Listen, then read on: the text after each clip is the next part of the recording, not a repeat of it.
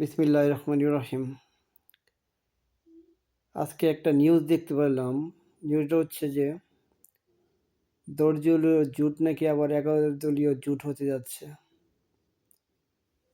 দলীয় জোট তো এটাই ভালো ছিল। চোরমুনার তো একটা বাটফার। চোরমুনার সাথে যদি আবার জোট করে, দলীয় জোট তো 47টা আসন দেওয়ার কথা ছিল চোরমুনাইকে। চোরমুনারের যে আসনগুলো দেওয়া হবে প্রত্যেকটা আসনই হারবে তারা। হারার পরে জামাতের যে জিতার যে একটা সম্ভাবনা ছিল বা সরকার গঠনের একটা সম্ভাবনা ছিল, এই সম্ভাবনাটা তো নষ্ট হয়ে যাবে। চরমোনাইকে কোনো অবস্থাতেই এই জোটে নেওয়া যাবে না। চরমোনাই এই জোটে আসলেই এটা একটা চালাকির মাধ্যমে আসবে।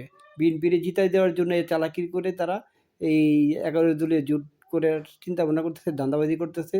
বিএনপির সাথে একটা গুঁটো খুঁড়ে ফেলছে তারা যে আমরা এই আগের যে ইয়াগুলা আছে, আগের যে 11 দলের জোট আছে, আমি 47টা আসন পাই, ওইখানে গেলে একটা আসনও তারা পাবে না। নির্বাচনে জিতা তো দূরের কথা, একটা আসনও তারা পাবে না, সত্যি কথা বলতে। তো এখানে বিএনপির সাথে চালাকি করেই তারা 10 দলীয় জোটের সাথে এসে 11 দলীয় জোট করতে যাচ্ছে। 11 দলীয় জোটে আসলে এই জামাত নিজের পায়ে নিজে কুড়াল দিবে। এটা কোনো অবস্থাতেই জামাতের উচিত হবে না যে 11 দলীয় জোটে করে চরমোনাইকে আনা। প্রয়োজনে অন্য একটা দলকে আনো। 11 দলীয় জোট যদি তোমরা করতেই চাও, অন্য একটা জোটটা নিয়ে আসো। মান্না আছে, মাহমুদুর রহমান মান্না সাহেব আছে, ওনাকে নিয়ে আসো, যেহেতু ওনার আসনগুলো বিএনপি ভালোভাবে দিচ্ছে না। তো কোনো অবস্থাতে ইয়ারে চরমোনাইকে নেওয়া ঠিক হবে না। চরমোনাইকে নিলে 47টা আসন যদি তাদের আবার দেওয়া হয়, তাহলে 47টা আসনে একটা বা দুইটা আসন হয়তো জিততে পারে। 30 40-45টা আসন বিএনপি সুবিধা পাওয়া যাবে এবং বিএনপি সরকার গঠন করে ফেলবে। অতএব এই রিস্ক কোনো অবস্থাতে নেওয়া উচিত হবে না। অতএব জামাত সংশ্লিষ্ট যারা আছে বা জামাতের যারা নীতি নির্ধারণ পর্যায়ে আছেন, আমরা সাধারণ জনগণ যেটা মনে করি আর কি, যে দেশে একটা পরিবর্তনের জন্য আমরা জামাতে এবার চিন্তা ভাবনা করতেছি যে জামাত যাতে ক্ষমতায় আসে। কারণ বিএনপি আসলে আখেরেই এই আওয়ামী লীগ আর বিএনপির মধ্যে কোনো পার্থক্য নেই।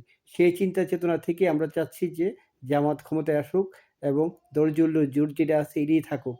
চরমোনাইকে আর নেওয়া দরকার নেই। চরমোনাইকে নিলেই কিন্তু বিএনপি ক্ষমতায় চলে আসতেছে। কারণ 47-48 সিট কিন্তু কম না। এইটা সহজেই পোষানো যাবে না। আর চরমোনাইয়ের এত জনসংখ্যা নাই। এরা ওয়াজ মাহফিলে যে জনসংখ্যা দেখে এরা মনে করে এরাই আর ভোটার। আসলে চরমোনাইয়ের কোনো ভোটই নেই। 1% 2% ভোটাও নাই। ঠিক আছে? সেই হিসাবে চরমোনাইয়ের একটা বা দুইটা আসন বড়জোর পাইলে পাইতে পারে। কিন্তু 47টা আসন কিন্তু এই পুরাই কিন্তু বিএনপির পক্ষে চলে যাবে। অতএব কোনো অবস্থাতেই চরমোনাইকে এই জোটে আনা যাবে না। ওকে, সবাই ভালো থাকেন। আল্লাহ হাফেজ।